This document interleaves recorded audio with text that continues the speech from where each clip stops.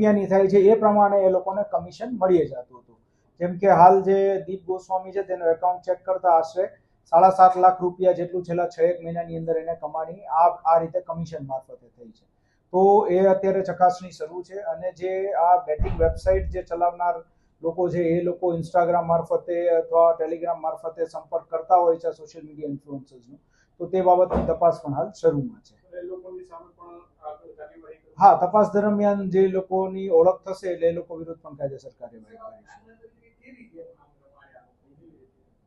મેં કહ્યું એમ એ અલગ અલગ છે. જેમ કે હાલ જે બે પકડી છે એમાં ટોટલ આપણે 3 ગેમ્સ મળી છે કે જેમાં વિનગો છે તો તેની અંદર અલગ અલગ આંકડા લખેલા હોય, તો એ આંકડાનો આપણે રમવાનું હોય કે નેક્સ્ટ જે ખુલશે, આપણે કેમ વરલી મટકાના આંકડા ખુલતા જાય અમુક સમય, તો આ આંકડો ખુલે તો આટલા રૂપિયા. આ કલરનો એમાં કલર પણ હતા એટલે અલગ અલગ પ્રોબેબિલિટીઝ હતી.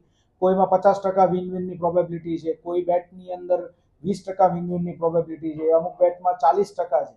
તો ડિપેન્ડિંગ અપોન જે પ્રોબેબિલિટી ઓફ વિનિંગ, તો એ પ્રમાણે એના જે હારજીતના આંકડા મોટા નાના થતા રહે. એવિએટરમાં, વર્લ્ડ ફાયરમાં પણ એ જ પ્રકારેનું છે. હાલ જુગારધારાની જે કલમ છે 12 એ મુજબ ગુનો નોંધાયેલો છે અને આની અંદર જે છે એ બેલેબલ ઓફેન્સ છે. વર્ષ દિવસ સુધીની સજા થઈ શકે છે અને ફર્ધર જે આનો ઓનલાઈન બેટિંગનો ઉપયોગ જે પણ થયો છે, તો એ ઓનલાઈન બેટિંગનો ઉપયોગ કરીને જે છે એ બીજું ગુનાહિત કૃત્ય થયેલું છે કે કેમ આ પૈસાનું, એ તપાસ કરશું તો પછી આગળ કલમનો ઉમેરો ફર્ધર કરવામાં આવશે. એ તપાસનો વિષય છે, હાલ એ ક્લિયર ન કહી શકાય.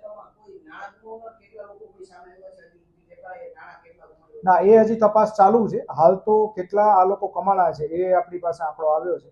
ફર્ધર કેટલા લોકો આમાં ગુમાવી ચૂક્યા છે એ પછી આગળ તપાસ કરીશું.